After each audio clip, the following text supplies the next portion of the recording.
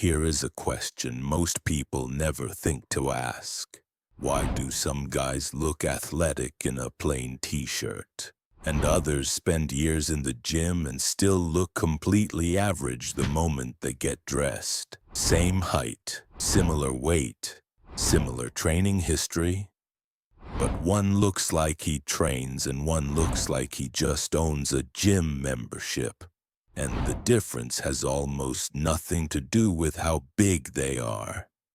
It is about which specific muscles create the silhouette that reads as athletic, even through a layer of fabric.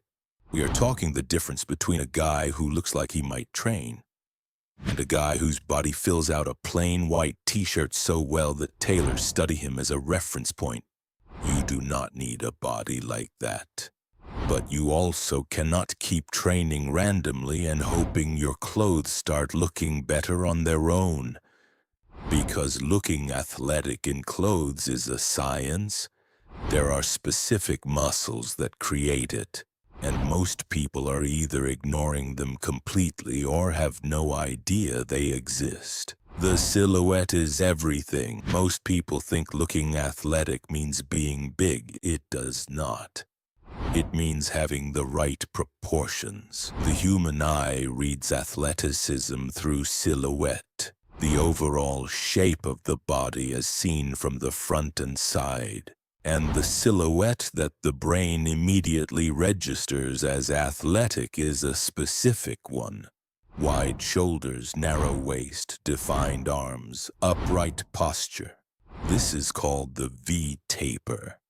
The visual ratio between shoulder width and waist width, the shoulder and trap combination. Here is the most important thing to understand about looking athletic in clothes. Shoulders and traps are the only upper body muscles that are fully visible through a t-shirt from every angle. Your chest disappears under fabric. Your lats are only visible from behind. But your shoulders and traps, the width of your upper body from the front, side, and back, show through everything. The lateral deltoid, the side head of the shoulder, is what creates visible width from the front. It is the muscle that pushes outward against the sleeve of a t-shirt and creates that shoulder cap that reads instantly as athletic. The waist is half the battle. Here's the part most people miss entirely. Looking wide at the top is only half of the V-taper equation. The other half is looking narrow at the waist. And this is not just about body fat. It is about the specific muscles that create waist definition. The obliques and the transverse abdominis. The obliques run diagonally along the sides of your waist. When developed, they create that tapered, carved look along the sides of your torso that makes your waist appear significantly narrower, even without dramatic fat loss. The transverse abdominis, the deepest abdominal muscle, acts like a natural corset, compressing and tightening the entire midsection when properly trained and activated. Arms and forearms. Here is something most people do not think about. When you're wearing a t-shirt, the only parts of your arms that are visible are your forearms and the very bottom of your bicep where the sleeve ends. That means forearms are one of the highest impact visible muscles you can develop for your clothed physique. Thick, developed forearms, visible from the wrist to where they disappear under the sleeve, immediately communicate that the person wearing the shirt trains seriously. They are impossible to fake, and they are visible in every situation. Rolled up sleeves, short sleeves, even long sleeves that sit close to the wrist. The lower bicep sweep. The peak of the bicep that pushes against the sleeve of a fitted t-shirt is the other visible arm indicator. A well-developed bicep with a strong peak creates that sleeve-filling look that is one of the most recognizable signals of an athletic body regardless of clothing. Train your forearms and your bicep peak with the same intensity you train your chest and back, and your clothed physique will reflect it immediately. Posture and how you carry yourself. Here's the variable that overrides everything else. You can have perfectly developed shoulders, traps, a narrow waist, and thick forearms, and still look ordinary if your posture is poor.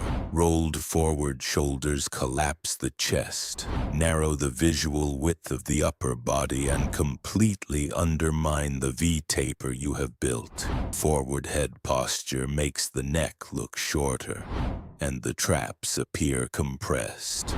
A slumped lower back flattens the glutes and shortens the torso. Posture is the frame that your physique is displayed in. A great physique in a bad frame looks ordinary. An average physique in a great frame looks athletic. The guys who look impressive in clothes without being particularly large almost always have one thing in common.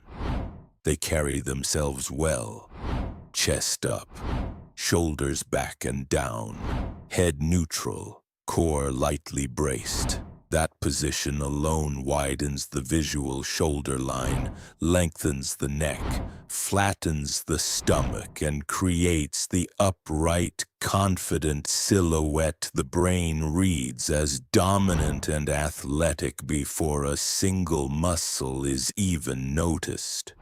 So what does training for the clothed athletic physique actually look like? Lateral raises, 3 to 4 times per week, for shoulder width that shows through every shirt. Shrugs and face pulls, for trap development that creates visual thickness from every angle. Pallof presses and cable wood chops, for a tighter waist that enhances every inch of width above it. Forearm training, wrist curls, reverse curls, and farmer's carries, for the visible arm development that clothes cannot hide. And posture work daily, so everything you have built is actually displayed the way it is supposed to be. You are not just building a body for the gym.